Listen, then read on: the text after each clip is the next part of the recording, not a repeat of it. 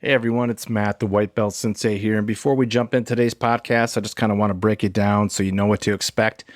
We have a conversation with Tyler Skowronski of Hitting the Dream, and he is from New York. We cover a lot in this, man. He is a really incredible guy that has a lot of passion and energy, and that's all going to come out in this podcast. We covered, finding adventure, this amazing bucket list that he has, which includes riding a bull, going traditional, giving all you have to your passions, and then also finding balance within that. And then he doesn't use trail cams, so we kind of go over the tactics that he uses there, and then how important historical data is for him, and we break down some hunts. So plenty of whitetail talk in this one, including mindset and a bunch of other stuff. So sit back and enjoy. We'll jump into it. Welcome to the Mobile Hunters Dojo. Take a seat on the mat and get ready to learn from today's best mobile hunting masters. I'm your host, the White Belt Sensei, Matt Lear. Be sure to follow us on Instagram at the Mobile Hunters Dojo.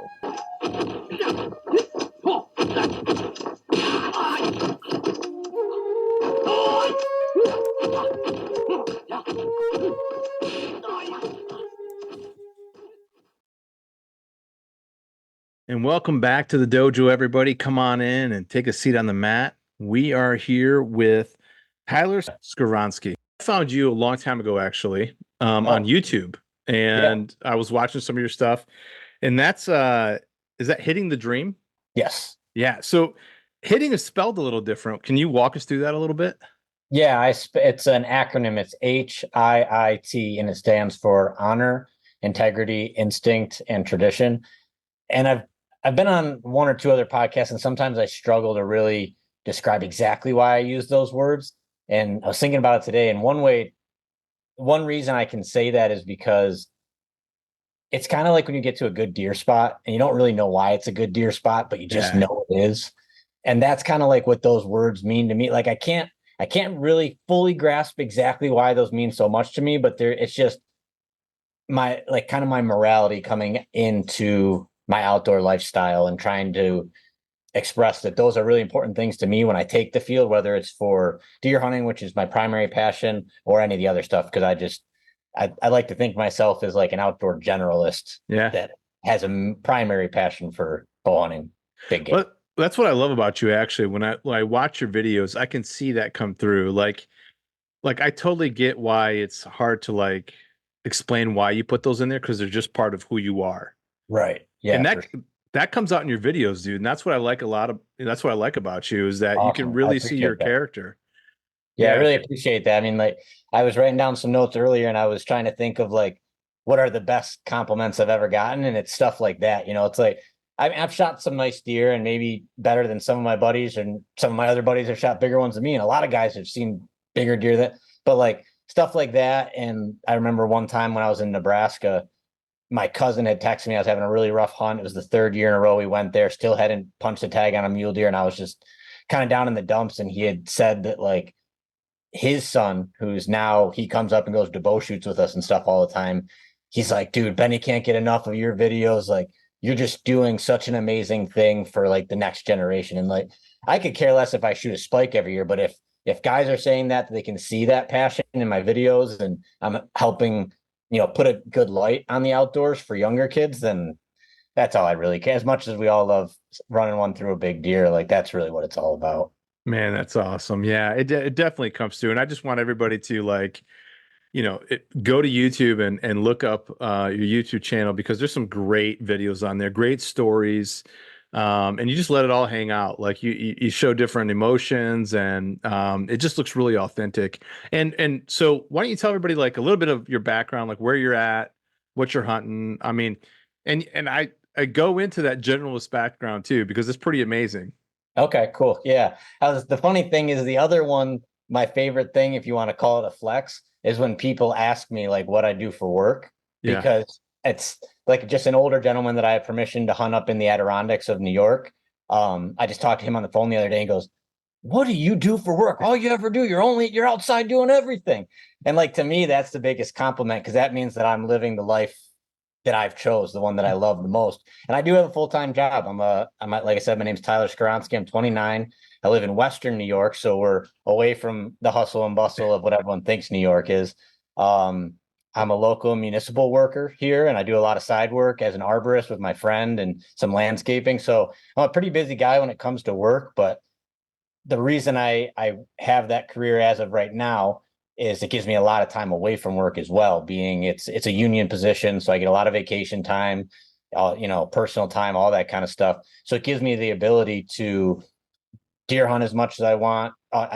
Within reason. I've been there for less than 10 years and I get like 7 weeks of vacation Oh basically. man, that's amazing. Yeah, it's really So nice. so I get to do that. My new fiance, and I go fly fishing a lot, so I get to do that. I grew up stream fishing for steelhead and salmon, and it's just like I said earlier, I like to consider myself an outdoor generalist. So that's pretty much who I am. I love anything and everything that's outdoors. I probably at least tried all of it once, whether or not I kept with it. And yeah, just another guy here, blue collar guy here in New York that just loves getting outdoors. Dude, it's awesome. And so did I see you riding a bull Yeah. on so there, I think I was watching like your I think it's like your preview video for your YouTube channel. Oh, okay. And I see you strapping into a bull and I'm like, "Oh, I got to hear about this, man. What's up with the bull?" So my brain is basically a bucket list. Like I actually have it written out in a journal, but that's kind of how I rank my every year. Like, did I check something off my bucket list? And one thing that I've wanted to do for the longest time is ride a bull. And me and my girlfriend are, I say girlfriend, is my new fiance. Me and my fiance are really into just Western culture. She's even into it even more than I am, but she loves horses. We ride horses, all that kind of stuff. And it just kind of, as we came together, our lives just kind of pushed us more into that, Western culture, even though we're here in New York. And there's a local rodeo that's only probably 15, 20 minutes down the road, put on by a church. And it happens every Sunday, I believe it is, Saturday. And so we went to it a couple times. She takes amazing photos of the rodeos and stuff. And I ended up reaching out to the guy and asking, like, what do you got to do to ride a bull? And he's like, oh, it was like $50. He's like, oh, it's $50 and you can get on. And I was like, okay, right on. So he told me about how they have things called practice pens where you can go on Sunday. It's like $5 a bull you can get on. They have different types. So there's like, I think they call them runners, which are basically just oversized calves that you can get on and you just get the feeling of being on their back. And you work your way up to certified bulls, I think they called them. The certified bulls are the ones that are at the rodeo. So he told me about that and I was like, you know what? It might not be the right mindset, but if I only do it once, I want to say like I really did it. I was in a rodeo. I tried to ride a bull, the whole nine. So we went there and I signed up. He had the gear. It kind of messed me up a little bit because everyone was laughing at me. I was sitting on a Bosu ball at home trying to work on my balance, but I kept getting used to having my right hand in the air and my left hand holding. Oh, yeah. Well, then when I got there, he's like, oh, I only have right-handed gloves. So you put a leather glove on it when you strap in. Yeah. So as my mindset, I had to like recalibrate and think about this being, because this hand, the free hand when you're bull riding is everything. Yeah. And I know it just because I've always loved watching it, but now I had to try to put it in practice. But that's what keeps you can throw it to try to keep yourself centered and stuff like that. So I was trying to, recalibrate. Meanwhile, I have no idea how to even, they weren't going to put the rope on for me. So luckily there were some really nice guys that helped me through that process.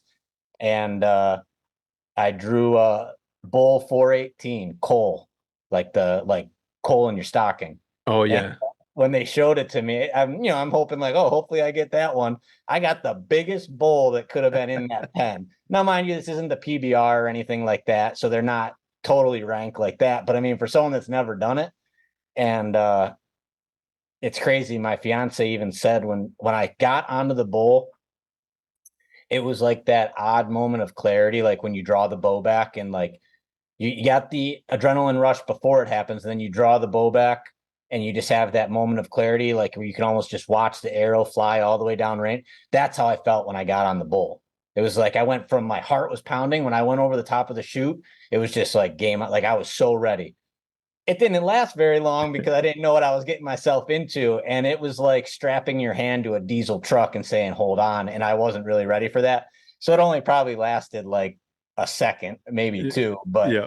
I did it. I mean, there's a big part of me that thinks I'm going to do it again because I'd love to at least say I got one qualified ride, which is an 8-second ride. Yep. And so I really think I'm going to do it again, but at least I was able to check it off the bucket list. I signed it and dated it and wrote Cole right next to it. And fiance actually got a really cool picture of me putting the date in my journal with Yeah. the hole in the background. So that was a really cool moment for me. That's another thing on your Instagram account. Like your pictures look amazing. Like it's really like aesthetically pleasing to look at all of that stuff. You document your adventures well.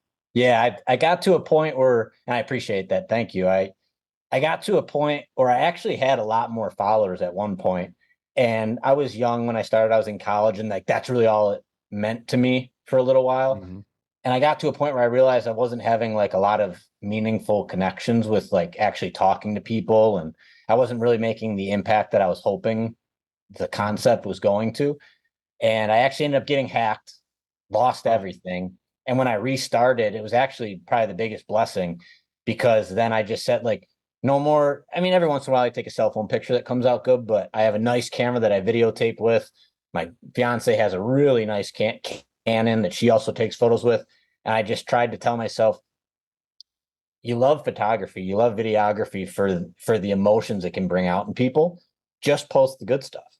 Who yeah. cares if you don't post for 3 weeks or one week you post 5 times in a row because you had all that content? But post the stuff that, like, when you look at it, it puts a smile on your face and gives you that emotion back again. And hopefully that transfers to other people. So I appreciate you noticing it because I tried to make it a little bit more, like you said, aesthetically pleasing. Yeah, it is. It tells a story. I could kind of get to know who you are and some of your adventures just by going through there, and even your writings underneath it. You can tell you put some time into it, which means I can also tell that you put some time into your craft.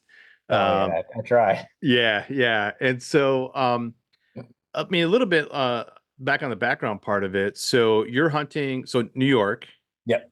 You're hunting other places though. You travel.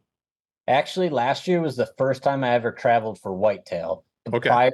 Prior to that, I had traveled to Nebraska 3 times. Hmm. On 2 occasions, had opportunities, and on one occasion, I missed 4 times the biggest antlered animal I've ever shot at. It was probably like 170, 180 mule deer, and that Right. wasn't even the biggest one in the group. Like it was, but like I said, those were those trips. And then last year I went to Ohio, which was actually my first out of state whitetail trip. Okay, cool. So you're hunting New York, and did you grow up hunting like private, public, like kind of? Uh, so so what it was when I grew up, my dad had permission. It was like our neighbor when I was real young had permission on a spot, so they went there. And pretty much right at the onset of me being able to go with my dad, he lost that completely. At which point another buddy of his invited him, and we did a little bit of hunting right here locally in town. And we did get one deer off that property. It was actually my dad's birthday at the time, fell on opening day, and me and my brother and my dad, that was his wish that all three of us would go. My brother, after we shot the buck, was like, "Do I ever have to do this again, Dad?" And he just wasn't really into it. But it was an awesome memory for my dad. It was on his 40th birthday, and he had both of his sons, so that was cool. But pretty much immediately after that, we just started hunting all public, really just because we had no other choice. It was either you're not going to hunt or you have to hunt the public that my uncle at the time introduced us to. So I grew up hunting this 1,500-acre parcel pretty much exclusively until I got a little bit older and I went to college and started spreading my wings out there and hunting different public around where I went to college.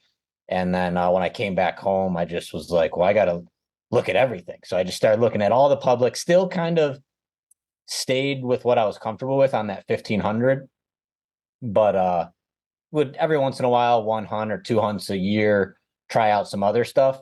And then I just kind of got to the point where I just started loving the exploration part of it more Yeah. and trying to take that piece that I knew so well and only hit it on those um like high opportunity days or moments. If you knew there was a good white oak or an oak crop, you're going to hunt it early, but there wasn't this year. So I'm going to go explore some other stuff and try to find it. And then I'll come back maybe in the rut when I know how that handles in the rut and that kind of stuff. And that's kind of where I've been at for the last couple of years, almost exclusively public. But this year I did shoot only what would have only been my fourth or fifth deer ever that I've shot on private. But that situation, actually, the buck was coming off of public onto the private I had permission to. So I was still within reason of he's got to hunt where they're at. You know how it is. Yeah, nothing wrong with hunting public or private at all. You know, for sure. I mean, if I had access to where a big buck is, I'm gonna go for it. That's why I couldn't leave. It was like, you know, and I'll admit, years ago I probably would have struggled with that when like I said, I was trying to focus more on, for lack of a better, being an influencer, you know, and that kind of stuff. And I started to lose sight for, you know, why was I bringing the video camera in, and it wasn't as much about like I wouldn't want to post something because I didn't have enough content, and I was like, well, that's not really what it is. I want other people to see those emotions that we talked about earlier. And even if it's not to get too far on tangent, even if it's not hunting, I just want someone to know what like passion really looks like in life, and just be like, you know, I might not like that, but I love fly fishing that much, or I love farming that much, or what, you know, for whatever reason you watch my video, but now you're like, I want that as many times in my life as I can until I can't have it anymore. Yeah. And hopefully then that came out, like I said. But no, that's all. Where'd you get that from? Like, was that something that you were raised with? Like, hey, grab, you know, life and take control of it and get, you know, like really experience it? Or is that something that you kind of just built yourself over the years? Definitely came from an amazing home life. So I wouldn't say on the sense of hunting, it was pushed that way. But definitely, you know, I grew up being an athlete. My parents were always right behind me. And just like you said, everything in life, if you're going to do it, you better do it. You know, don't make an excuse. Don't have, you know, I don't want to on here or whatever, but don't have anything, you know, just do it 100%. And that way, at least when you make the decision, if you're done with it, you know, you gave it all that you had. And so that thing for me became the outdoors, even at sometimes if it became you know, a place where my parents wanted to bang their head off the wall. I mean, my dad's always been an outdoorsman, but he did it as a way to escape and just enjoy nature. And I took it that end to the extreme and just want to do it all, you know. And I got him back into turkey hunting and got him into waterfowl hunting, and how he's my best friend when it comes to the outdoors. So we do everything together, even when he's like, mother, you're gonna drag me up this hill again, you know. So dude, one of the best videos I watched of yours is when you killed a Pope and Young on public. And this, I don't know how many years ago this was, maybe 2, 3, 4 years ago. And you call your dad and you're waiting for your dad, and he gets there, and then he's filming you, and he starts narrating, and he's like, you can hear his voice start to shake as he's getting closer to the buck. Yeah. He's as excited as you are, you know? Right. Oh yeah. And you saw like just the pride in him, and it was just so cool to see you guys both share that experience, and then you two pulling that buck out together. Right. Dude, that was powerful, man. I thought, man, just a really testament to your family and your dad. And then you've referenced him in other things as well. So I know that relationship is close. It's so cool, man. Yeah. I mean, we definitely butt heads. We could be the sky could be blue, but it's two different shades of blue, you know what I mean? But yeah, I mean, even like going out to Nebraska, like that was a huge thing for me. The first time I went to Nebraska, like my biggest struggle, honestly, when it came to like pulling the trigger and going, was I had started to take my outdoor experience to a different level than my dad had. And it was never a shot at him, but it had gotten to a point where I needed an opportunity to do what my brain was telling me to do without him being there telling me it should go this way. Yep. You know, like I don't want to, in some ways, I guess, like the grasshopper past the sensei type of thing, you know? And I needed to go do something and prove to him that like everything you taught me means so much, but now it's my turn to learn new stuff and maybe in the long run teach you something. But I needed that opportunity, and I really was getting to a point where I felt like I couldn't um do that here at home because I always felt like I was leaving him behind, Mm. or like something like, and that was like a serious mental struggle for me. And so when I always wanted to travel hunt, and I saw that Nebraska had mule deer, which I was like, oh, that'd be really cool. It's the closest mule deer state. And I'll go there in September because, not, it was hard to be like, I'm not inviting you, Dad, but I wish you could go, but it was that opportunity to kind of stretch my own wings and try to get out there. So yeah, I mean, me and my dad's relationship is super important to me, and it's actually gotten better once I got over that hump and Yep. able to kind of do stuff on my own and not feel that guilt. But now, I mean, we're each other's biggest fans. So Dude, that's so awesome. I hope I can build something like that for me and my boys. That's it was really awesome to watch, man. yeah, it's And awesome. I'm happy to see that. so talk about New York a little bit. Like what's the pressure like out there? I mean, everybody thinks that their state has the highest pressure. Right. Yeah. But what is yeah, I mean what's your feel on the pressure out there? Is that something you got to contend with on a regular basis? I mean, I watched a video where like two guys walk in on you and stuff like that. So, Oh yeah. I mean, definite gun pressure. Like yep, gun season is like any other northeastern state, and it's like, I'm sure it's a lot like a Michigan, it's a lot like a Pennsylvania, it's any of those states that you hear about all the time. We get gun pressure yep, because it's the easiest barrier to entry. There are amazing craftsmen or hmm, marksmen rather when it comes to gun hunting. But we all know that there's a lot of guys that grab their 20 gauge that's been collecting dust in the corner and just walk out and sit up against a tree, and all the power to them. If you're getting out ethically, and making the right decisions and enjoying nature, then I got no problem with it. But so definite gun pressure. Bow season, it's really hit or miss. It's a lot like any other state that I've either driven through or talked to guys about. Sounds like the closer you are to the metropolitan areas, the more pressure you're going to get. The farther you are from, the less. But it's a fun little balancing act because generally speaking, you get more pressure from worse hunters close to the yeah, metropolitan. You get less pressure from better hunters out in the boondocks. yep, So it's just one of those kind of things. Like I mean, there's definite pressure. We don't get very many deer that get over 2.5, especially when you're talking on public. I mean, it's a hard thing. It's really a hard thing anywhere for what it's worth. I mean, but now then you put it into a state that's got a lot of gun hunting pressure and stuff like that, it gets real hard. So yeah, I'd say it's yeah. I'm not going to be the guy that sits here and tries to argue it's more than any other state, but I'd say you're probably going to see about as much pressure as you would in your Michigans, your Pennsylvanias, your I'd agree.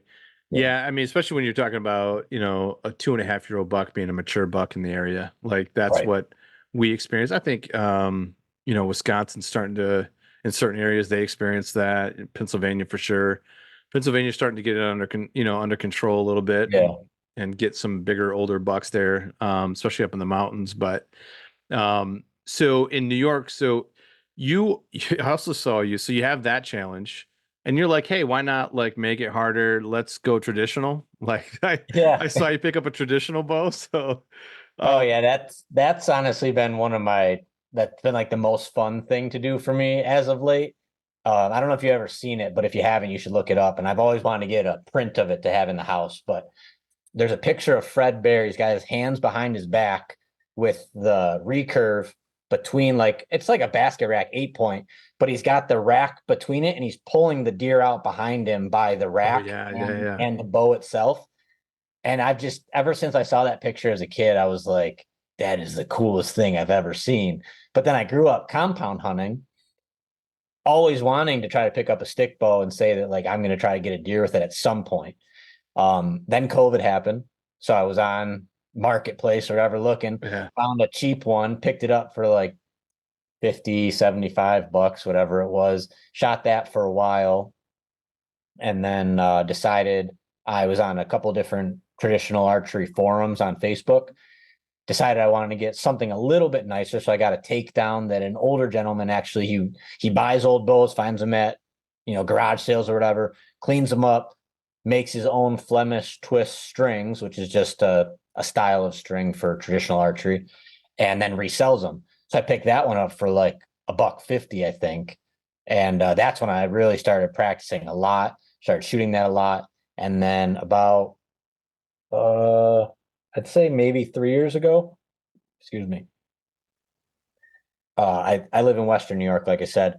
Parts of Western New York opened up a doe only season in September. Mm-hmm. So I was like, well, now this is the prime opportunity to go out with, and you can use any weapon. It's not just a bow, not just a bow season. You can use gun, pistol, anything that is legal for the geographic area, because we do have some areas that you can't use rifle. But I was like, this is the prime opportunity to try to get out with the recurve, because it doesn't matter if a giant buck were to walk out at 25 yards, because I can't do anything about it anyway. So that's when the one season I didn't make it out, or I made it out 2 or 3 times, didn't have an opportunity. The next year I was talking to a coworker actually, and this is one of the only other private land deer that I had shot. And he's like, dude, I got like 20 does that walk out down my 4-wheeler trail every single day. And he's a hunter himself, but he's just a big buck hunter. He just goes out mostly during gun season in the rut with the bow. And he's like, dude, come out. They walk out at 6:35 every single day. Don't get there any earlier than 6. You're just going to sweat your junk off in the tree. So I got there, I looked at the little 4-wheeler trail, find a spot, got up in the tree. And one thing I would do a lot is in some of I might have had it in a couple of those videos, but if I ever filled my tag early, I would go hunt with my dad and videotape him. Well, after getting the recurve, I would bring the recurve with me, because a lot of times I'd still have a doe tag or something like that. And if my dad's like, hey, shoot that, then I could. But every single opportunity I had in a tree before getting out of the tree, I'd always keep one field tip in my quiver, and I would pick, that dead stump. Dad, what range that dead stump for me? He'd range it 18 yards, and I would shoot those, or a single leaf or whatever, and try to get that mind muscle connection in a tree, in the saddle, or in the tree stand, feeling the whole thing out and shooting.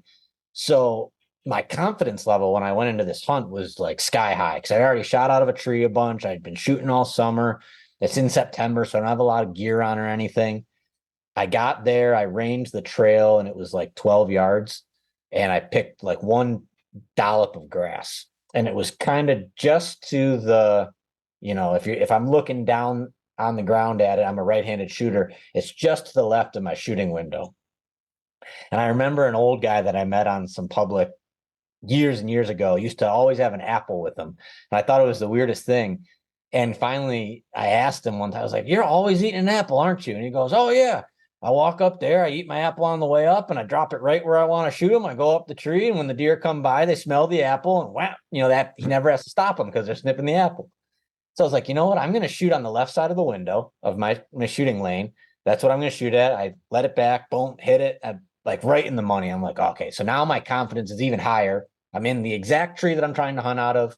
I just took a shot right there. And hopefully now, being with the trad bow, not knowing how much drop a deer might have with the speed of the bow, she's going to get there, maybe smell the arrow, at which point I'm already putting tension on the string and I can make the shot happen. Well, what ended up happening is that did work, but a doe and a fawn kept jockeying back and forth because they couldn't figure out what the smell was and what was going on. Meanwhile, my buddy rolls back in his drive. I can see his house. I mean, he's looking, by the time when he showed back up at home, him and his son were looking out the window watching me hunt. And his son is just infatuated with hunting, so he was loving it. It worked out because those two deer end up bounding off when they pull in the driveway. Another doe comes out all by herself, gets right to the same spot. She doesn't put her nose down, but right as soon as her nose gets right over the top of the arrow, she stops. I'm already putting tension on the string, and I just let it rock and just ran one straight through her. So I did get at least a deer at the trad bow. Now the goal is to try to get a buck with it.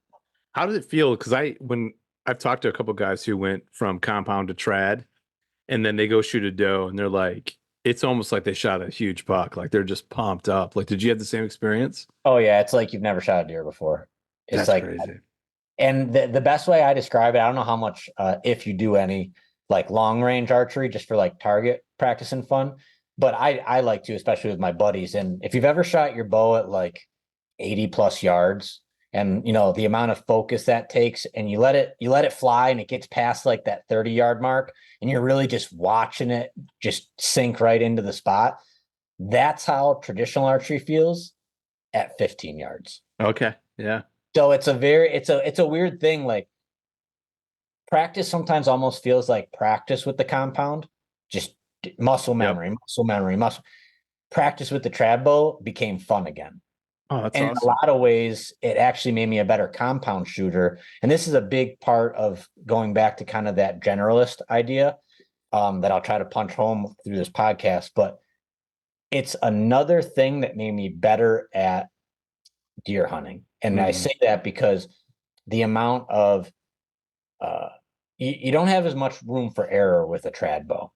You yeah. need to be very diligent in your process, and everything needs to be, when I come back, my index finger comes right to the corner of my lip. My knuckle of my thumb comes right underneath my jaw. I draw back, I pull, I pull, I pull. It starts sliding out of my hand. Like, and some of these things as I go through this are what I've learned from other people. So these aren't my words, but it's like a book, a textbook that's too heavy and it's sliding out of your fingers. That's how you should be letting go of a string. And then they say to grab the egg on your shoulder, because Mm. that ensures that you're driving it straight back and coming here. You're not plucking the string coming away from your Oh yeah. face. Well, a lot of that back tension and having a process that you have dialed and everything, when I picked up my compound bow and went through those same, I mean, I have a mantra. I do, this, then this, then this.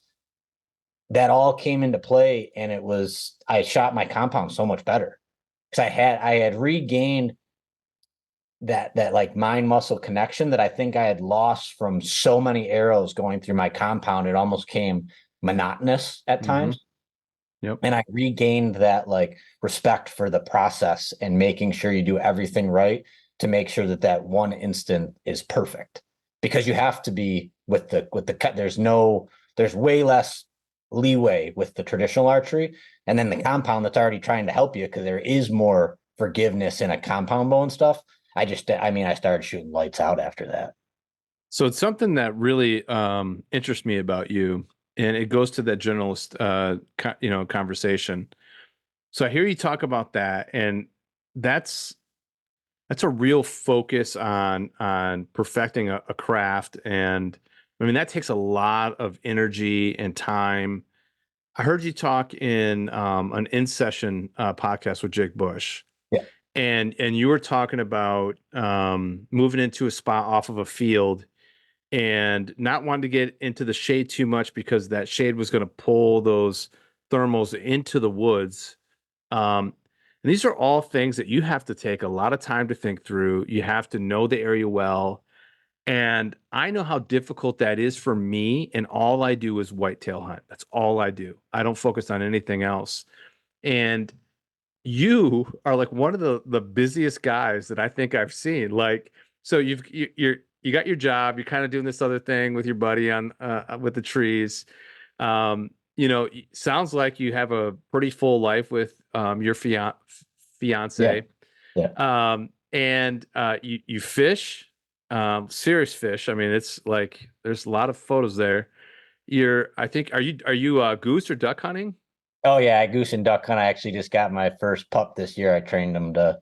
He's So my you new so pup. you're training a dog and Yeah, you're hunting, and then you're going in like you're hunting whitetail the way that you do. You're traveling out of state.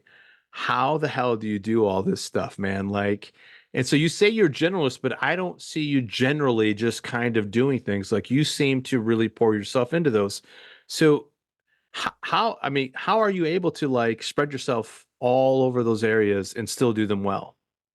I think one part that might sound a little like counterintuitive to some people that may have not done a lot of, like you said, if you're a little bit more specialized in one Yeah. thing. Um, but in a lot of ways, it helps me not burn out. Yeah. So I have a lot of passion to be, after being a college athlete and everything, I have a lot of passion for being good at stuff. I don't like failing because of a lack of effort, I guess is a good way to say. If you fail because you failed, that's one thing. If you fail because you didn't try, then that's shame on you. Yeah. So I put a lot of energy into things that are gonna be a part of my life. And I remember when I responded to the Yeah. question that we talked about, there's a quote that says, anything in life worth doing is worth overdoing. Moderation is for cowards. Yeah. And that's like one of my favorite quotes, to the point where I got a tattoo of it on the inside of my bicep. And when I did monetize my YouTube, it's not even monetized anymore. But the first $100 I made from that, I used to pay to get that tattoo. Oh, Like that's that's awesome. because the outdoors is so important to me. That was a way for like me to tie those two things together. But that's kind of how I look at it. Like if I'm going to take time away from my family, my friends, like the other aspects of my life that I mean, I can say that I was stubborn enough that I didn't put priority into those at times. But I learned how like if you're going to really take time to do things that you love and take that away from people that love you or other things that are important in your life, like you need to do them 100%, and you need to do them at least. And when I say 100%, I mean it in the way that 100% that you enjoy it, that you don't look back on it and say, God, if I would have just done that, or if I would have just tried a little harder. You know, there's lots of days I go out duck hunting or deer hunting and don't see one or don't get one or don't even pull the trigger, but it's never for a lack of effort. It's never, boy, like, you know, with duck hunting, I won't go duck hunting and just go sit at a spot because I wanted to sit on the side of the lake with my dog. Hmm. I drive around, I look for birds, I find where they're at, I find where they're eating, where they're going back to the lake, stuff like that. And I make sure that when I invest that time, even if I don't get one, I can say, you know what, I put all the effort I could into this, and it was worth my time. I got to spend time in nature, and I didn't waste time when I could have been making another memory with my fiance or hanging out with my dad at home on a project or something like that. So I know I kind of got going one direction, Oh, I but love it. yeah, it's just like I think in a lot of ways it helps me not burn out, even like with the deer hunting, because I have these other things that can help develop my woodsmanship, but not burn out because it's just one thing over and over and over and over and over again. I mean, some people might argue maybe I could kill bigger deer if I did, you know, but I'm happy with it. I'm happy Yeah. with that I got on the wall. I'm happy with the memories I make. I'm happy the people I get to share them with, you know. So Well, you're no slouch in the deer woods. So yeah, I mean, you've got some great bucks, but I want to hit on something that I'm kind of picking up a couple times throughout our conversation. And you just said like something to the effect of like I might have done that in the past. I might have like put hunting over the relationships in the past. And even to your references on like, influencing, like in the beginning, it was all about as many, followers and likes I could get, or even this focus on your YouTube being monetized and now it's not. It sounds like there's been a shift in maybe your value system a little bit there. Am I picking up on that? Are you starting to like shift and going, you know what, relationships are, I need to balance this out a little differently? oh yeah, definitely. And I think I learned it at different points throughout the years. But even in the last couple of years, I actually didn't put out very much content in the last couple of years, not because I didn't have content. Hmm. I've got hours of content on my camera and on my memory cards.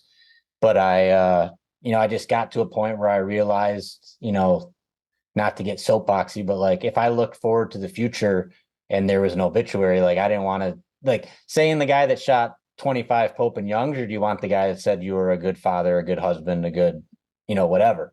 Yeah. And I could kind of see myself having all those passions and those taking me away from my ability to be that, to be a good friend, to be a good, spouse, to be a good, son at times, and not intentionally. It was never, I don't think too often there was anyone that could be like, you were an ass because you did that, Yeah. Yeah. But No. I was definitely selfish in a lot of ways, because it was things that made me happy, and I think when you're as passionate as we are about this stuff, that happens. yeah, And so, I mean, it definitely happened with me. I've referenced it multiple times on the podcast where, like, there's a point in my life when my kids were very young where my wife came up to me and was like, "It's either hunting or the kids and us." And yeah, I had to make a decision. I actually had to walk away because I'm similar like you. Like, I kind of get you like you're an all nothing kind of guy. Like you're gonna pour yourself into it. I was like that as well, and I had to make the decision. I had to walk away from hunting for like 7 years because oh wow, I knew I couldn't even like mess with it a little bit. I was gonna go too far. I couldn't control my, I guess my own selfishness there. Yeah. And with the dojo, like I didn't think you and I were actually going to get to this point in our conversation. I didn't see this happening, Right. but with the dojo, this is what I really want people to see is that this is like this passion is a gift. And like Mhm. I tell my kids, like you have a superpower, everybody does, but your superpower can be used against you, like so you think about Superman, he's from Krypton, but kryptonite's Yeah. is his, it's his weakness. Yeah. Yeah. Same thing For with our sure. passion. And so it's really important to know what's important and to have somewhat of a balance. And I think that balance shifts. I mean, there's still months. I mean, October to November, my balance is heavy into deer, and I'm Sure. probably not as good as a father and husband as I am the other 10 months of the year. But those other 10 months, man, I'm really investing in my family. And even those 2 months, I'm really trying to do the best I can. But Right. they allow it. They allow me to do it because, they know that I Right. care. But so not to get on my own soapbox, but it's just interesting. I think it's really important for people to hear because what I see like on Instagram and stuff like that, and I was a victim of this as well, is that whole like, yeah, I need to get as many likes, many followers as I can. I need to, and that wasn't, you said it earlier, it wasn't really like a connection, And so just to see someone with your success and to go through that journey that you've gone through, and then to find this balance, I think is really important for people to hear. And I'm glad you're willing to, speak up about it, say stuff like that. Yeah. I mean, honestly, it was probably, I could argue it's probably the best thing ever happened in my life. Mhm. Just being able to grow to the point that I had that kind of clarity. And not that I'm not trying to get us off the subject by any means, if there's more stuff to talk about, but in a lot of ways, it actually made me a better deer hunter Yes. Yeah. because, This is where I wanted to go. So yeah, it's yeah, perfect.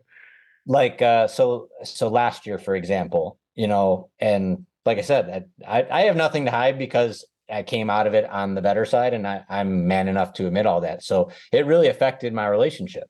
Hmm. And it took me probably almost 2 years to really figure out how I could have the thing that I love the most and the person that I love the most. Yeah. And so I started to be more efficient with my time in the outdoors so that when I was outdoors, I still had that feeling of every time I step out there, I could run one through a deer that I want, or it could be the biggest deer that I've ever, because I'm that confident in what I've done, but I'm also that confident in what I left at home. Hmm.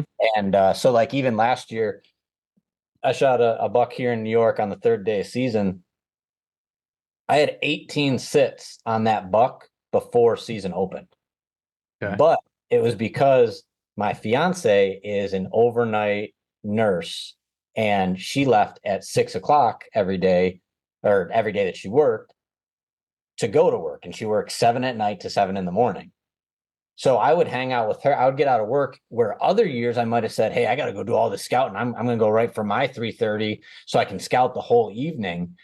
And I started prioritizing the days that I knew she was going to work, spent time with her when she wasn't at work, came home on the day she did have to go to work, had dinner with her. And when she left for work, I ran over and I had two different tree stands set up as observation. And I had 18 sits watching what would have been three different deer that would have been on my quote unquote hit list over there, which was the first time I've really even had that opportunity because it's the first time I've had my own private access. Hmm. The other deer that I've shot, other than the doe that I shot the recurve, but prior to that, any deer that I ever shot on private was because a buddy invited me or something. Hmm. So I didn't have the freedom to go to those places. Like, hey, I got a tree stand over there, go hunt somewhere over there.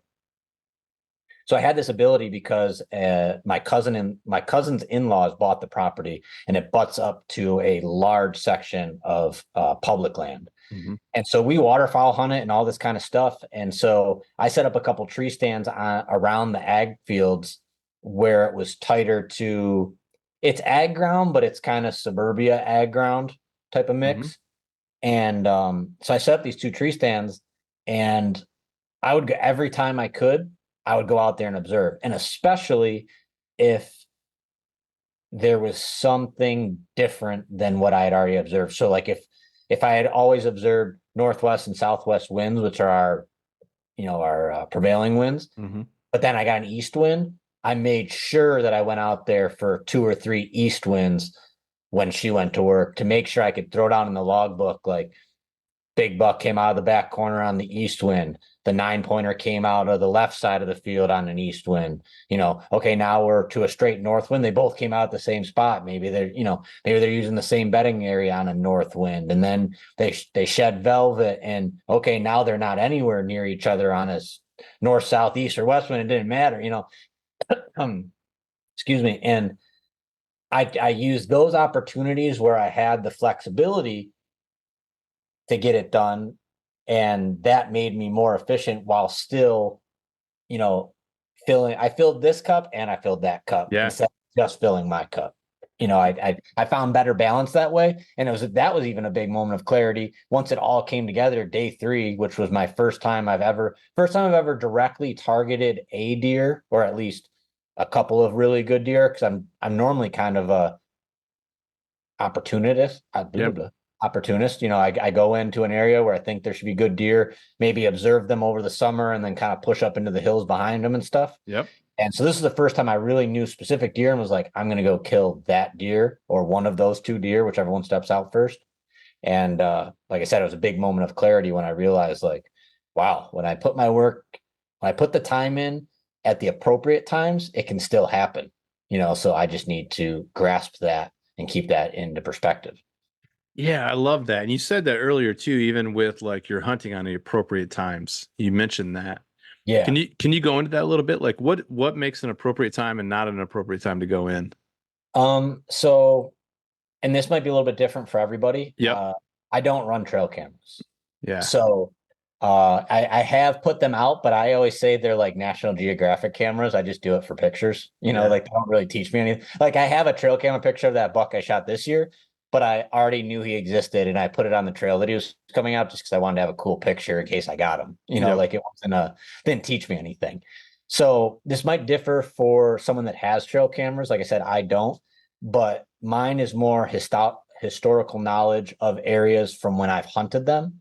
So like that 1500 that I hunt, it's more in the southern tier of New York, which is where I grew up hunting, more in the outside of the Adirondack. You'd probably consider them more mountains. Mm-hmm. Here, some people might, after being to Ohio, you'd probably consider these hills more than mountains, but I know if this acorn crop is here this year, I need to be there the first 2 weeks of season, or at least the first 2 weekends.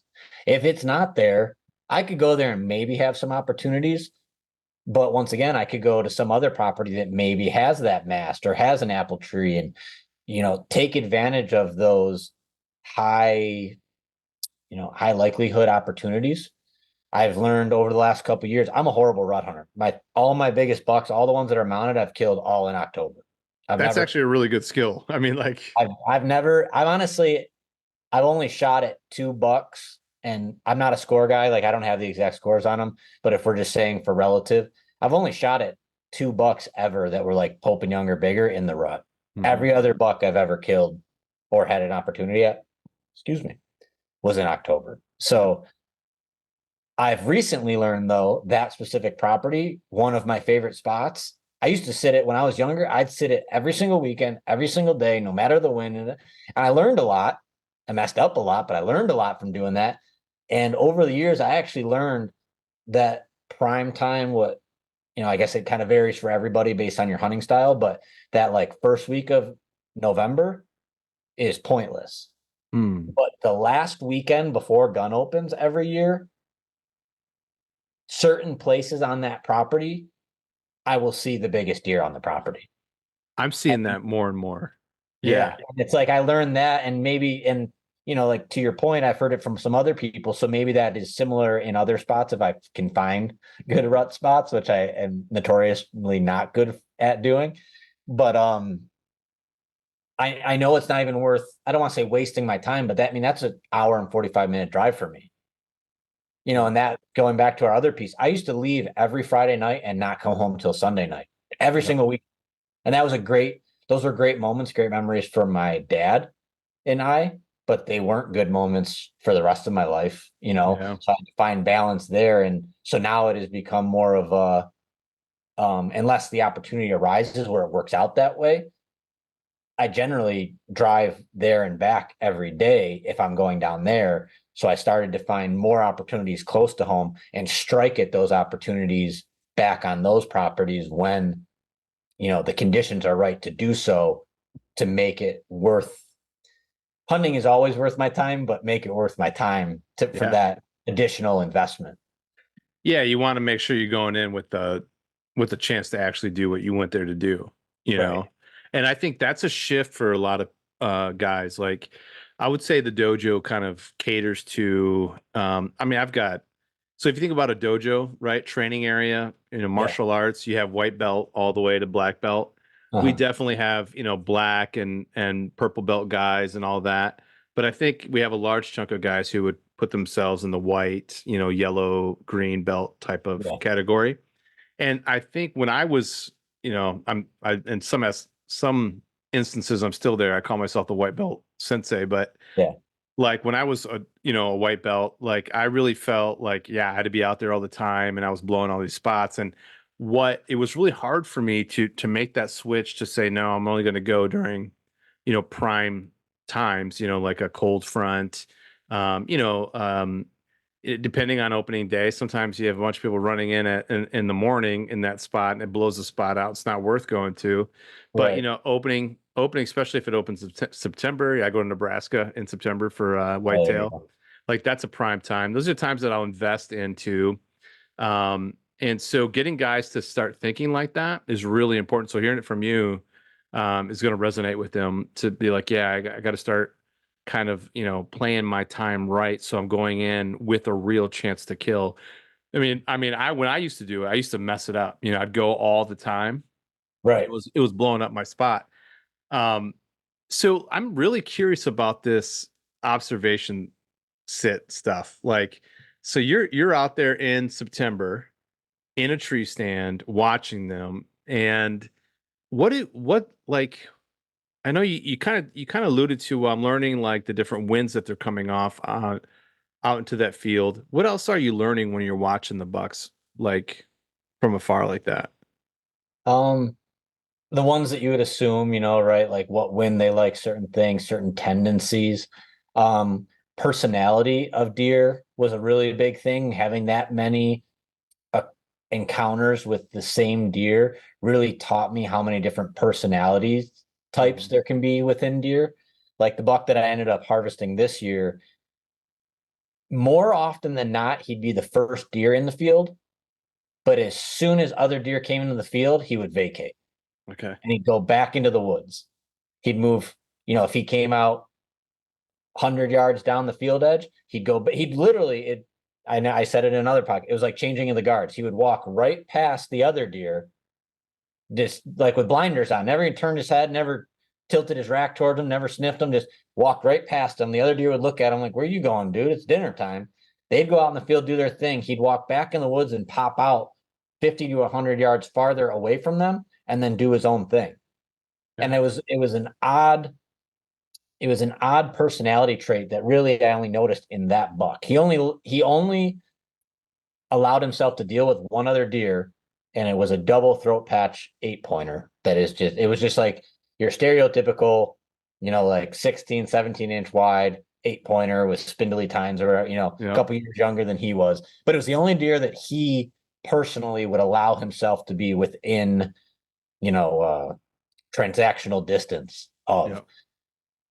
And another buck that I had on that same property, he always walked out with one other older deer, but the two of them were like, the Burley brothers. They'd walk out, everyone would walk away from them. If you walk near them, the one would look at them, and they'd walk away.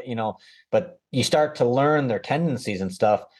And though that, like, that little piece actually helped me relocate that buck, because right before season opened up, learning that personality trait, he disappeared, or for what I thought, he disappeared like 1 week before season. I had like 3 sits in a row from my observation position that was really close to the road. And let's call it my third lowest priority deer he popped out. It's a day before season at this point. Still haven't seen either of the two biggest deer in a couple of nights. And this other buck pops out. So I decided to make a play on that buck, which was a very respectable buck, probably just under the Pope and Young mark, nice 8-pointer. And I decided to actually go out with the recurve for that deer that night, or the next night rather, the opening day. So I went out, made an attempt at him, never saw him, and it dawned on me that as I was making those sits, the way I had to observe was I observed from the east to the west. So as the sun was dropping, I could see bodies of deer coming out in the back of the field, but I couldn't see them through my binoculars or spotting scope looking straight into the sun. So it dawned on me that why you don't have all the information. You got all this information earlier on in the year, and now you have these deer that are still popping out in the front section of the field. Yeah, you made a swing at one that you would have been very happy with, especially with the recurve, but you stepped out of your process. Like your whole process this whole year was, I want to have as much information as possible, strike early, strike fast, and try to get it done. So that in reality, I wanted to get it done because my pup was turning 6 months old a week before duck season, and I wanted to hunt a lot with my duck dog. He's I had lost my other hunting dog that was just a coonhound that I rescued in college. And after that, I said, I'm never going to not have a hunting dog. And the timing worked out where he was just on the verge of being able to hunt as a pup. So I was like, you know what, it's going to be his first hunting season. I got to make it happen with the bow. So, because it being that it is my primary passion, I would have bow hunted more than I would have duck hunted. Yep. And so once again, I didn't have all the information. So I moved to another position. I actually had to go up with my saddle into a different tree, up this spindly little tree. I mean, no bigger than my thigh. Brought my camera arm, put my spotting scope on the camera arm, and actually what I was seeing in the back of the field, which I was writing off as, I was probably just one or two random does.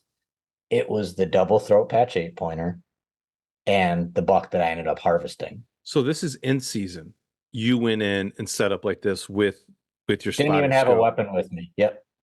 Man, that's going to be hard. That is so hard for me to actually get over. Like I will do similar stuff, not so much the spotting scope, but I always bring the bow with me. I always find it was a hard thing for me. I'm not acting like I do that every day, okay. but I knew it was one of those, like, it was going to be tight, nasty, gnarly little tree on the edge of a hedgerow, backed up to, I had permission to be there. It is within the confines of what they own. Yep. But I could see the dude pulling weeds out of his garden. Yeah. And I thought to myself, if he does decide to walk out here, or any neighbor does, I would have been fine. But I was that confident that spot was not gonna lead to anything. And it could have. I mean, I could have been kicking myself in the rear, but once again, for the light that it might have negatively put on something that I'm so passionate about, if that would have gone the wrong way and then potentially ruined my opportunity to even make a strike, I said, I need to get back there. I need to get the information. I need to do it in a way that if some oddball situation occurs because of it, it doesn't ruin my opportunity to actually take a strike at this deer. And that's how I went through. That was October 2nd. So the second day of season, I walked out, no weapon, and just a pair of binoculars, my camera, and I had a full backpack still, just nothing to actually take a deer down. I love it though. I love that you did that. Like, I love what you're saying. You've said it a couple times, is that I don't have the information. And so I'm not just gonna, like, hunting isn't just sitting there with a bow in your hand or a gun or whatever, right? Hunting is the process of actually hunting down the animal. Right. And, I'm opportunistic as well. Like, that's, I kind of set up that way. I've targeted one buck in my life, but like, even on on those opportunity stands, I'm gathering information and hunting the animal down.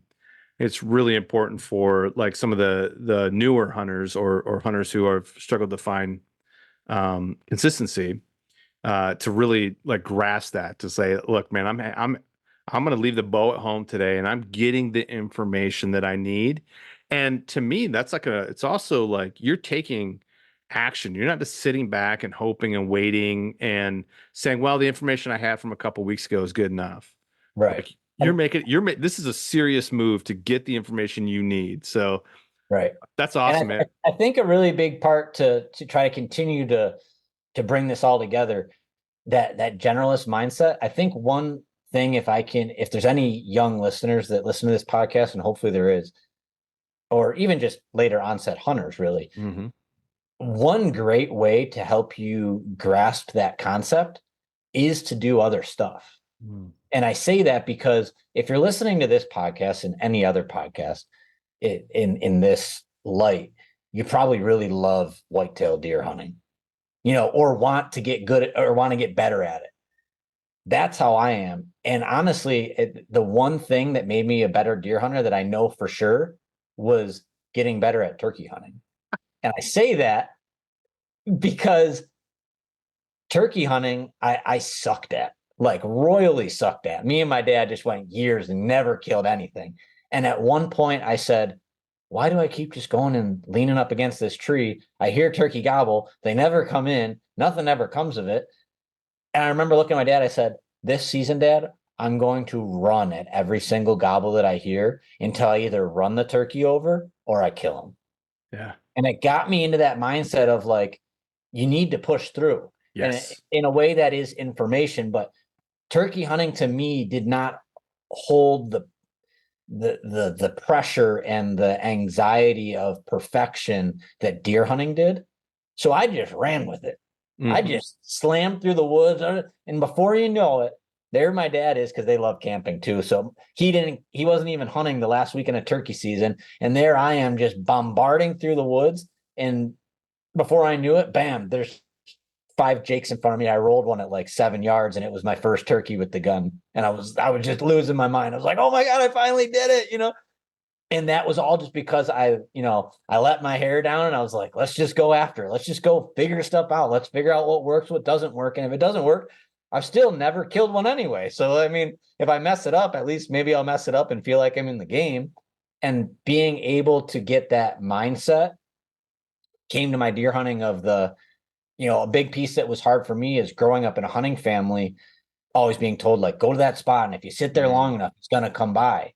And I did bounce around a lot because when we started hunting public, we just did like the climber thing. Mm-hmm. And I bounced around, but then as soon as I thought I found deer, then I would hold in there and I'd sit there for 3 weekends in a row because I saw one nice buck the first time I was in there.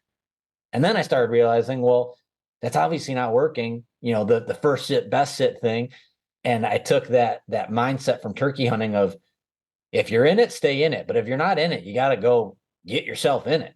Man, I love And it. becoming a better turkey hunter made me a better deer hunter. So if you feel that anxiety of the deer hunting is the thing you're passionate about, go pick up a fly rod and go fly fishing and just screw up fly fishing a bunch of times and just laugh and have fun with it and start training your mind. Like you said, it's like a martial art. Like, train your mind to have the fluidity to allow for success, and like don't get in your own way, I guess, is a better way to put it. Man, I love it. And we'll get back to your story about this buck, but the reason why I laughed is I do a podcast. It's called Do This Now. Mhm. And it's meant to help newer hunters or like hunters looking for, their first mountable buck, to do something each month to help them be successful. And the one I just put out, I said, you I said, do not turkey hunt. I Oh, said, gee. but I agree with you. Like I'm gonna say, like, I completely agree with you on this after hearing you talk about it. And I was like, hey, you have to perfect this thing. You have to like put yourself into it. What I found myself, but I want to clarify, it has to be with like the mindset that you have there. What I found myself doing is I just found myself spread too thin and actually not pouring myself into any of it. Mhm. And I didn't find myself getting better. And that was more probably a mentality thing now that I think about it. I Yeah. just was kind of maybe lazy in my hunting styles early when I first came on. And but the way you're doing it is you're learning from that and then applying it to other aspects of your passions. Right. And with that mindset, I will concede and say, if you listen to that episode, yeah, take his advice. I think that's a great way. Especially, I love how you applied the moving and getting aggressive and getting into it. And you said, if you're into it, then great, stay. If you're not, go find it. Right. And that is awesome, man. That's really good. So go ahead, more of this story, because I love this story about this buck, because there's so many great learning points in it. So you go out, you're sitting in the stand, you're trying to find him. Do you find him that day when you're you find the double throat patch buck? Yep. And is he's with that buck still? He walked out a couple minutes after, but when he Okay. walked out, I thought to myself, I think I found him again. Oh, that's So awesome. like I said, at which point I thought he disappeared. I figured he went hard horn and he's gone. I lost him. The double throat patch buck walks out. I start honing in, trying to figure out, okay, what trail did the double throat patch buck come on? If he comes out, I'm trying to figure, and no sooner do I pan the glass over that way, and here he comes out of the woods. Another big piece of the mentality, if you're trying to take, once again, I'm not here to say that I'm the best whitetail deer hunter, but another thing is being present is a big thing, I think, when it comes to deer hunting. And like in that moment, the exciting thing to do would have been just to immediately take my phone out, slap it on the glass, take the video of the buck walking out. But I had the intention in my mind that I was still there. Like I was still hunting. Mm-hmm. Just like I said, I hunted that deer for a month before I actually went after him with a weapon. I had 18 sits. I had more sits in August and September than a lot of guys that I know that even just deer hunt that I work with, Yeah. So the first thing that I did was glass where he was, try to get some landmarks. There was a willow that was like a brushy willow that was real low, has like multiple stems and stuff, but never got over probably 20 feet. There's a willow there. There was a maple that already had some red, crimson-y colored leaves that had just started to change for whatever reason. Actually, in reflection, it might have even just been poison ivy that was turning red, but whatever it was, like there was a red leaf litter that was associated with this tree. And I found all these landmarks and said, now I know where I need to be. If he's going to use the same trail, now I have landmarks. Now, when I go in there with my saddle, I know I can't go any farther than that, or I got to be within range of X, Y, and Z. And I had, like I said, the intention behind the mission to gather that information. And then I was able to enjoy the rest of the evening. I mean, with some anxiety, like, dude, if I'd have just taken the bow and just jumped in there, I might have been right on top of him. He came out with perfect light. I mean, it would have been great. So, I made the decision that the next day I was going to go out and go after him. It was 87 degrees in the middle of the day. And the day before, by the time that happened, it was like 78. So I'm like, we're basically in the same ballpark. I mean, we're a little bit warm in the middle of the day, but it's going to get cooler. He's doing the same thing. He's been on this field virtually every single night since the middle of June when I first found him. And I lucked out. I had a doctor's appointment. So I left work a half day, went to the doctor's appointment, had the doctor's note, never went back to work. And I made the game plan to go after this deer. Another big thing, and I know it's something that you've said, and I'll only mention this really quick just because I don't want to forget it. And it might sound more like a closing statement. I had listened to one of your podcasts before this when I saw it posted, and I liked it, but that one specifically didn't reflect as much of like who you are and everything. And since talking to you, I've listened to a few at work, and man, I just love everything that you're about. Like this conversation that we're having has so much more like meaning and purpose to me than some other conversations I had. So like just respect to you and just love everything about you're doing. So I just want to make sure I don't forget to say that. But yeah, I appreciate that. Thanks.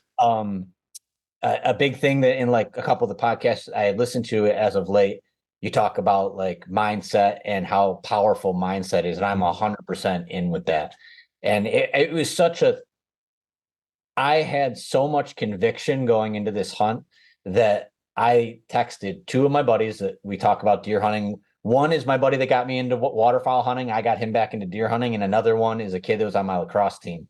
And we all deer hunt. We'd all been sending pictures back and forth all summer, and they had trail cameras and stuff like that. And I wrote out exactly what was going to happen.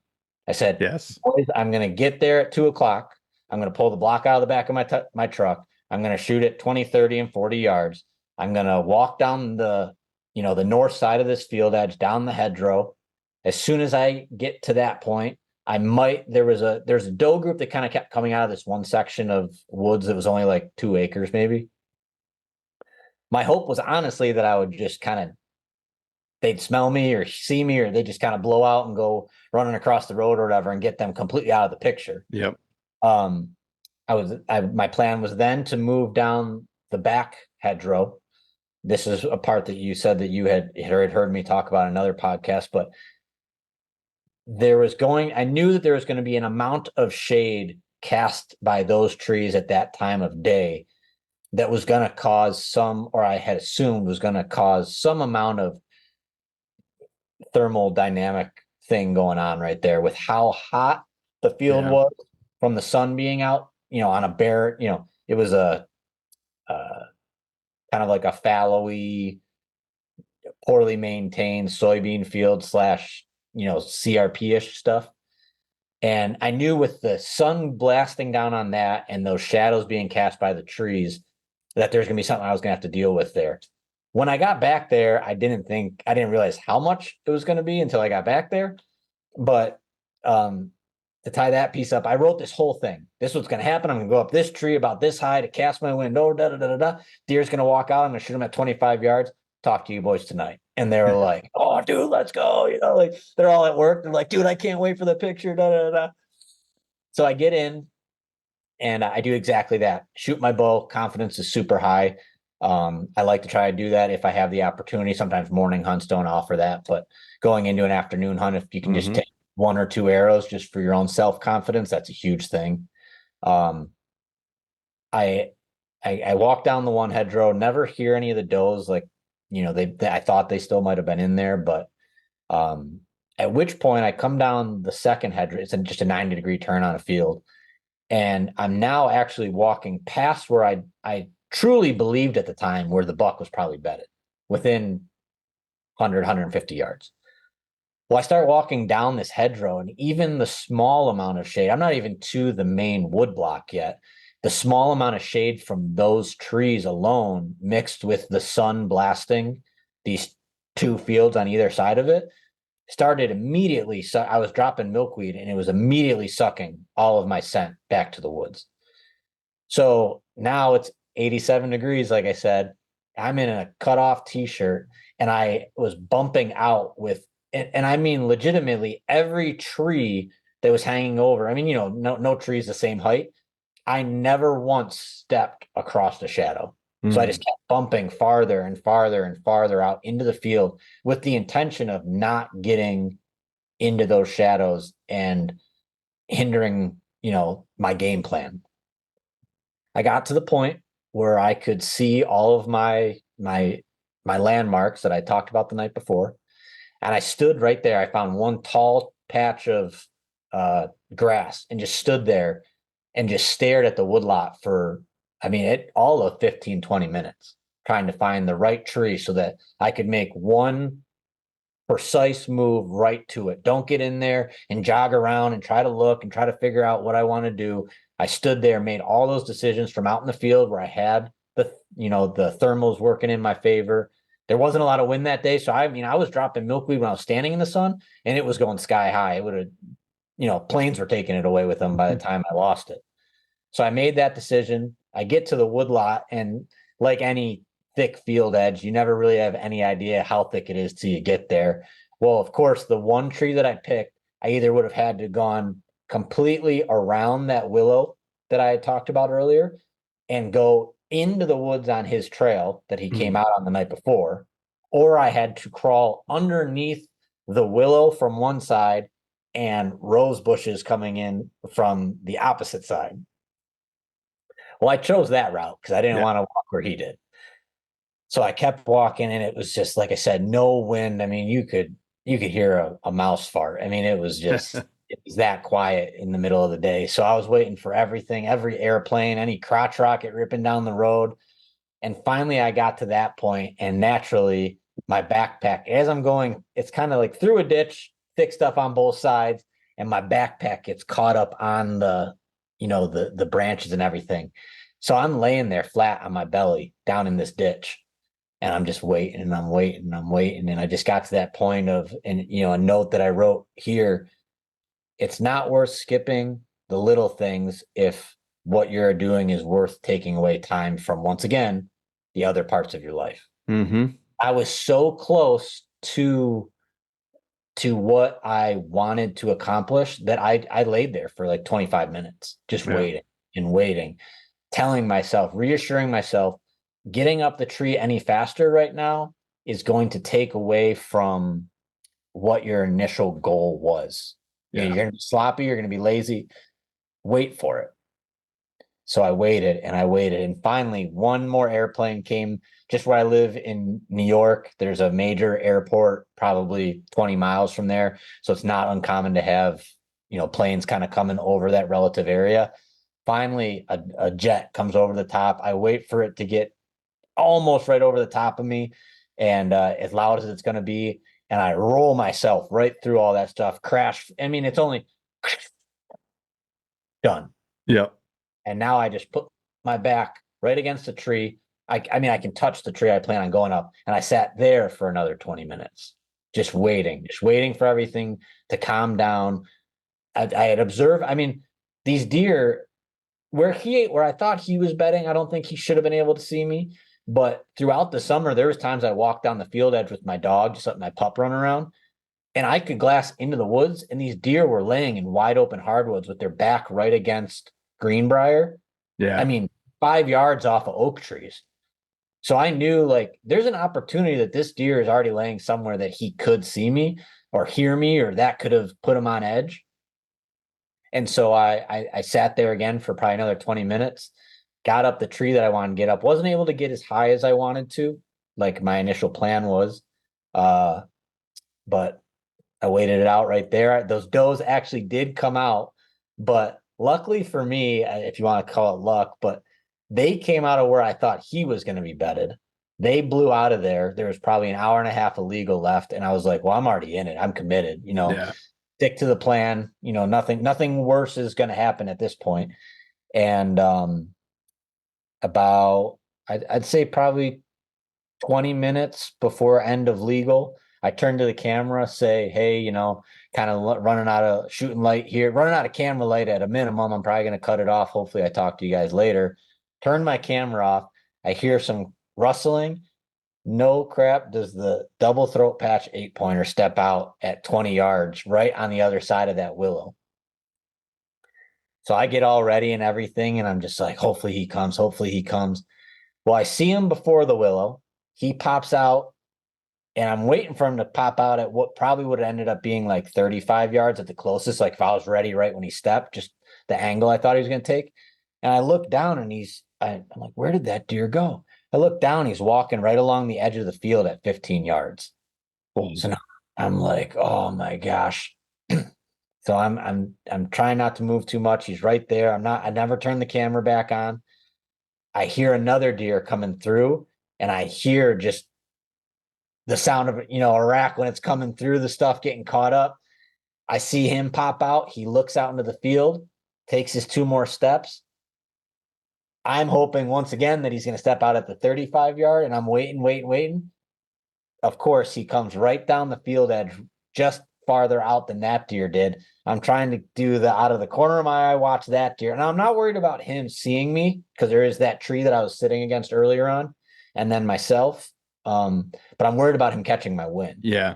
Because my wind is blowing out into the field, and the angle that I thought they were going to take to where they kind of generally fed would have been fine. But now he's coming almost directly behind me. I'm beating him. I mean, honestly, I think if he was any farther out in the field, I wouldn't have beat him. I almost wonder if I was just lofting my scent over him just enough, and that he never caught ground scent, at least in time. Mm-hmm. So he never got weary or anything. He just kind of started feeding. The buck came through, and I'm honestly not a big guy for ranging Like I range beforehand, but Yep. I kind of instinctually take on whatever situation it is. And it was on an open field, which I wasn't used to hunting. So I stopped myself because I thought 30 yards, okay. Yeah. And I said, he has no idea you're here. Range the deer. Luckily, I ranged him. He was 26, so I probably would have put it right over his back. And I put it right on him. I felt super confident in it. I anchored back. Everything felt good. And I don't know if it was a slight quartering too. And I mean, so slight that, and I only say veteran hunter because I have hunted for a lot of years. Anyone else might have almost thought he was broadside. Mm-hmm. Like if you're a younger hunter in that intense Yep. moment. But I did know he was quartering to me, so I knew I had to hug the shoulder. But I was very confident in my ability to make that shot. And I don't know if I was out of my peep just with dwindling light, just that hair. But what looked like at the time I hit him perfect. I let it rock, lose the loom knock right through him. I'm like, oh boy, we got him, we got him. He bounds out in the middle of the field and he stands there and just slowly starts arching his back. And so for anyone, if you're a younger listener, if you think you hit a deer good, but then you watch him bound out to a point and he arches his back, at a minimum, you ran it through his liver. Yep. Means you hit him a little bit farther back than you thought. My biggest regret in that situation is I remember hearing Aaron Snyder say, it is your job as the hunter to exhaust all opportunities to put down your game. At that point, I'm confident out to 100 yards target practicing, and I wouldn't shoot at a deer at 70 or 80 yards. But when he was standing there at 80 yards, when I knew I already put an arrow through him, I regret not knocking another arrow and trying to put another arrow through him. So he ends up just kind of slowly walking towards the field edge. I wait for night to fall. I leave all my stuff in the tree except for my bow. I get down, and my gut instinct is telling me, okay, I hit him in the liver. I got to wait till at least 11 o'clock midnight, I go back to my dad's house. Once again, my biggest fan. I'm telling him the story. He's like, dude, he's dead. You crushed him. We're going to go get him. Let's go. So we ended up waiting a total of 3.5 hours. It was like 10:30, I think. 10:30, 11 o'clock by the time we get there. We start walking out there. I never found blood at impact, but didn't look very hard because, like I said, I saw him walk off, not fall. We decide to go down the edge of the field where thought I saw him enter the woods. And it's me, my buddy that I do side work with, because we hunt together all the time. You've probably seen him in some of my other videos. His name's Matt, blonde guy. And then my dad. We all walk down the edge of the field with the intention of trying to pick up last blood in the field and then go from there. Because I'm sure you've either been with someone or know how difficult at times it can be in grass and soybeans if you don't have big blood splattering blood trail. So we try to find it there. And no sooner do we get right to where I saw him step into the woods, or once again thought, do I look up with my headlamp and I go, oh my God, there he is. And I turn to my dad, turn to my buddy, I go, boys, there he is. And I'm talking belly, legs to the side, belly up, thinking the deer's. I no sooner turn to them, say that, and turn back. And does the deer not stand up, fall through the ditch, get into the woods? We all turn off the lights, and we just, for the next 2 or 3 minutes, just slowly hear one branch break every 30 or 40 seconds, going deeper into the woods. Yeah. So we looked a little bit more. I went on my own into the woods just to see if I saw eyes pop up, to see if he had bedded back down again, whatever the situation might have been. We did not have anything like that. So, shout out to social media and the hunting public guys on this one, watching videos of people actually using tracking dogs. I had never done it myself. And I made the decision to back out, not add any more scent to the situation. Called Western New York Deer Track, which is the local deer tracking group here.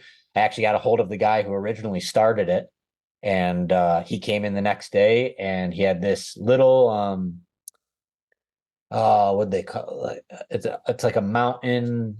It's like a halfway between a coonhound and a dash hound, So it was like, but little girl named Ivy, and she came right in, and I mean, no sooner did I put her in the right spot, and she she basically ran to the deer. I mean, and we probably could have found it, Yep. next day grid searching ourselves or taking, the deer trails and stuff, but she found it. He was laying right there. I mean, he might have even been dead after jumping him. I mean, he face planted. He didn't even bed. Yeah. So we found him. I think we didn't lose him, and that was the story. I mean, like I said, I didn't execute the perfect shot, but I did the right things in the long run to make sure I recovered the deer and didn't lose them. So I feel good about that, and some good learning lessons for myself and hopefully for other people that heard the story. Yeah, for sure. And that it's gonna happen. Right. Like, if you think you can go through your whole career without having something like that happen, and that deer was gonna die. Like you said, he was probably dead. If he face planted like that and he wasn't that far away, he was on his way out already. Right. But backing out's the right decision, and getting a dog, I think, is a good decision too. And I think most of us, if not all of us, have been there at some point where it just didn't work out the way we thought it was going to work out. And sometimes even like sometimes you put that arrow right where it needs to go, Mhm. and those animals end up being a lot tougher and go a lot further than what you think that it's going to happen. So man, that is an incredible story, man. And so what day, this is like what, third or fourth day of season? Third day of season. Third day of season, man. A lot happened. that Yeah. is that is awesome, man. So way to be efficient and just get Yeah. it Yeah. That done. was that. And it was a nice pat on my own back of like saying I'm going to do something and making it happen. Like I said, I was told everyone I'm going to make it happen. There is no excuse for me not to. I don't, my fiance was right behind me for it. She was, she's one of my number one fans now, and she just get it done. Yeah. You have this dog, you have Chief, you want him to have an amazing first year of duck hunting. So do it. You're good enough to do it. Don't make excuses. Get out there and do it. And like I said, a pat on my own back to believe in myself, Yeah. and that a lot of times, especially the year before, I didn't kill a deer with the bow because I was going through life stuff and I hunted, but it became more of a medicinal thing to be in the woods than it was about really killing something, to be honest and be frank. But coming out of a season where I didn't have success after, I think I went, not to be a stats guy, but I think I went 8 seasons in a row killing at least one buck, and I went 5 in a row killing two in New Yeah. York. So then you go into a season where I didn't even, I killed one with the gun, but that was, once again, it was more about being in the woods than it was the size of the deer. Um, I didn't kill one with the bow, and I had killed one with the bow. Like I said, all those years that I only killed one deer, I always killed one with the bow. I Yeah. didn't, I just at times didn't always kill one with the gun. But so coming off of what in a mentality sense was a low point in my personal life and my hunting career or hunting life, it felt really good to have Oh like yeah. behind everything I did, and just like knowing that like I know what I'm doing. You don't, it's not always like if there's reason it's hunting, not killing, like my dad always says, but like even my mom, I showed her that text message after, like when we were waiting to go look for the deer, and she goes, "That's everything that happened. You really know what you're talking about, don't you?" I was like, "I tried to." Yeah, yeah. Oh, dude, that's so awesome. I think confidence is such, and I remember hearing that like Ryan Glitsky. I was listening to a podcast probably a year and a half ago or so from him, and he was talking about confidence being like the number one thing that really helps him kill. And I thought, man, how do I get that? And I think it comes with time, but I also think it comes with the decision to have Mhm. confidence. Like Yeah. it Oh yeah, sounds for weird, sure. but you just got to be like, I'm gonna make my mind up that like to have it. And I think the work that you put in, thinking through things too, even like this is what I think is gonna happen, gives you confidence. It doesn't mean like it might not go exactly like it didn't go exactly the way you wanted to. You had to like adjust a little bit. You couldn't get as high as you wanted to. You Right. ran into the, which I think is awesome that you talk about it. You ran into those rose bushes and stuff like that. I mean, I can't tell you how many times I've done that. I remember one time I was out in the spot and I was going in on a bedding area and I was getting like, I mean, right on it. And I hadn't been there before. I was doing it all off of e-scouting, Hmm.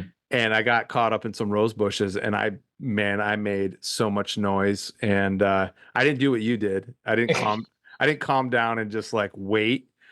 And I was thinking to myself though, as I was caught up in this stuff, and I was like, there's no way Jake Bush does this. Like there's no way this happens to these guys. Right. So, but then I realized, like, yeah, man, it happens to all of us. It's never like as picturesque as like we might even, and I don't think like we put it out there to be dishonest when we put out videos, but Right. you're just cutting stuff up and that's not too entertaining unless it's kind of funny, then it goes in. But Right. Or how often do you actually get those funny moments because you're in the moment, and you don't want to be like, oh, I'm gonna get this out the GoPro out right get now the to go, watch yeah. people rip my face off with this rose bush. Yeah, exactly. So the fact that we bring it up so everybody else knows, like, yeah, I mean, it happens. Like, Yeah. it's sometimes, I can't get the stupid strap around the tree when I'm trying to get my stand in the tree and stuff like that, Oh, that's one of the like, most frustrating ones. oh, I know. So it's An even not better example of when you're not going to have the camera out or doing something. You're not going to stop. No, make sure I get this. exactly. So it's happening. And so if it happens to you, don't feel like you're not like everybody else because you are. But so cool, man. I love that story. There's so much there. And we're actually going to start doing something different on the dojos. Once a month, we're gonna break down some of these podcasts. So I'm gonna go back and like kind of draw out all of those like nuggets that are in that story. And there's so many nuggets. So if you're listening to this and you want to hear that later on, we're gonna release a breakdown of this podcast and just kind of talk through some of that stuff. So here we are. We're like at the hour and a half mark. And one thing that stands out to me is that you're a man of adventure. Like, and you're finding it, there. You went to Ohio last year. You did the thing out west in Nebraska, riding bulls. What's next for you this year, man? I mean, when I guess when are you getting married first? Is that this year? Or is that a couple years down the road? It'd probably be a couple years down the road. The initial excitement was like, let's do it. She wants a fall wedding, but she also, loves and Yeah. respects me enough to try to not take away a day, but it'll probably be, it won't be this September-ish time. Hopefully the next year, no longer than the year following that, but it all just depends on, we've already looked at a couple little venues and stuff like that, but let's try to feel what fits us the most, Yeah. and she's told me the one place I'm not allowed to go hunting until we go there together is Montana. So I can promise you there'll be honeymoon pictures from Montana because Yeah. we're going there so I can start hunting out there. That's awesome. That's awesome. So what's on the agenda this year for you? Obviously hunting here right around home, in New York. I don't really have too many big plans. I try to leave my stuff pretty open-ended. Um, I could see if it fits into my life going back to Nebraska because I didn't Mhm. go the last 2 years, I believe. I think it's been 2 years since I've been back there. And there's just something romantic about the place that was the first time you ever Yeah. left home to hunt. And but we hunt mule deer out there, not whitetails. Most people would probably slap me in the face, but me and my buddy together, and I say pass, but take this with a grain of salt, passed on 160-inch 10-point whitetail out in Nebraska the first year we went there because we had intentions of shooting mule deer. Then we still didn't fill our tags. Yeah. But we were just driving down the road and we were glassed them on public, and we're both like, oh, you could go down in that ditch and get right up into them ponderosas right there. And I bet you walked right through it. The whole bachelor group walked right through it. Yeah, I mean, it was foolproof. You would have literally had to yell and tell them that you were there. Like that would have been one of those moments with a guy that had no hunting experience, would have walked out with a 160 and everyone been like, how did you do that? Like it was that easy. From anyone that has any hunting experience would have done exactly what we both talked about. And we both just waved at him and like went and kept doing our thing. But I So love Nebraska. My now one of my best friends lives out there. I met him when I was out there, and he's one of the greatest human beings I've ever met. And so I'd like to get back out there and see him and maybe hunt out there. Um, Probably Ohio. I'd say at a minimum Ohio again. I had a lot of fun last year out in Ohio. I had a really close encounter that was probably my best ever rut hunt in Ohio. I saw 3 shooters in one morning. One was probably like a low 140s after going over it with a buddy because the buddy that hunts down there, he's like, dude, our deer down here are heavy. Like you're getting more inches out of mass than you expect. And he Mhm. saw the video, like of it kind of coming through the saplings. He was chasing a doe around and just the doe never popped out coming my way. He kept bumping off the small bucks and they were coming underneath me, but the doe never came. And he was like mid 140s, probably another cool one that was he'd probably be 22 inches wide if he had both sides, but this side was a 10-point side and this side was just a straight club. Oh, And I mean, like literally the size of your forearm club right down the side of his face. oh, Wicked cool buck. And I rattled and snort wheezed at him and he came right to the base. Actually came out of the bottom when I got set up and he stayed in the bottom and just kept staring uphill and just never committed when I called him in and stuff. And it was just a really cool spot. First time, like I said, ever going out of state for whitetails. And so that was really cool. So I could see myself doing that at a minimum, I'd say. But yeah, I kind of run stuff open ended. I don't have any too big of plans.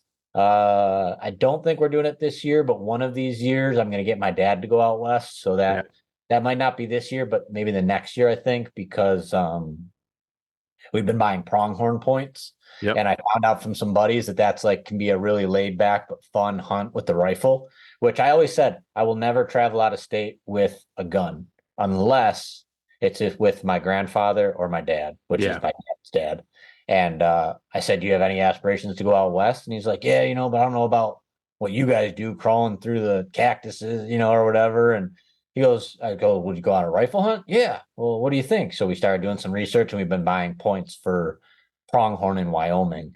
So at some point here, we're going to do, my buddy in Nebraska intends on coming with us with his dad, who's also a big outdoorsman, me and my dad, maybe a couple other buddies from here, but just kind of have like a deer camp vibe, but a pronghorn camp.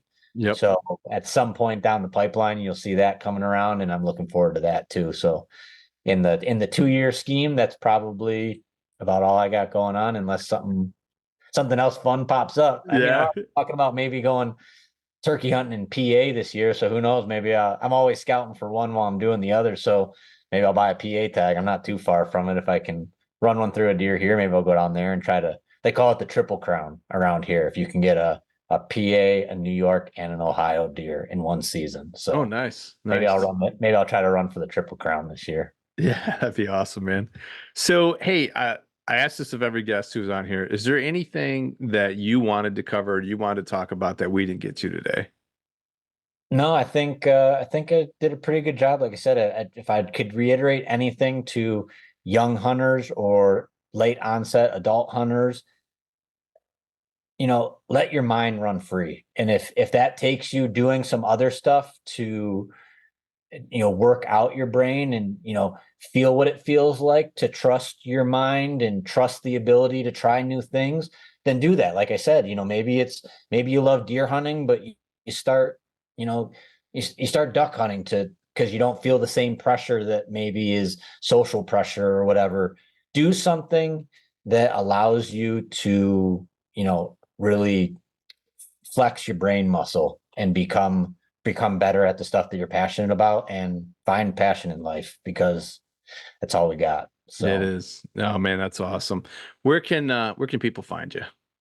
yeah, all my handles I believe at this point are Hitting the Dream. So that's HIITING, the Dream. That's my Instagram handle. My YouTube should also be that at this point. I do have a Facebook, but it's all just cross posted Yep. from my Instagram. So I really only have it at this point because some of my family from out of state uh, is, still rocks Facebook all the time. So it's all cross posted, but that might be hit outdoors if it doesn't pop out for Hitting the Dream, but same spelling. So Yeah. Yeah. So I'll just encourage everybody, go to the YouTube page, and if you like watching good whitetail content, and yeah. And is there anything else besides whitetail on there? there is some waterfowl content, but I do have some intentions of kind of the idea of filming and putting uh I don't know if cinematography or video content back together is feeling good in my head and my heart now. So Yeah. I do intend on doing some more. I got a plan to go up to the Adirondacks with a really good friend of mine to turkey hunt. So my plan is to try to get some turkey hunts on film this spring, which I've never done.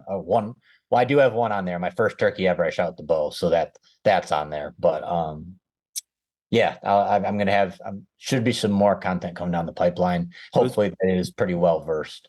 There's plenty on there right now, and it's good stuff. So yeah, I encourage anybody listening to this to head over there and watch some pretty amazing videos. Man, I can't thank you enough for coming out, and doing this. You're, busy tonight, and then, we had to reschedule from last night, and you come in and do it tonight. So really appreciate it, man. This is such a great time with you, and you laid down a lot of awesome truth nuggets on so many different things. And I think people are gonna probably have to listen to this a couple times to get all of it because it was so good, man. I really appreciate it.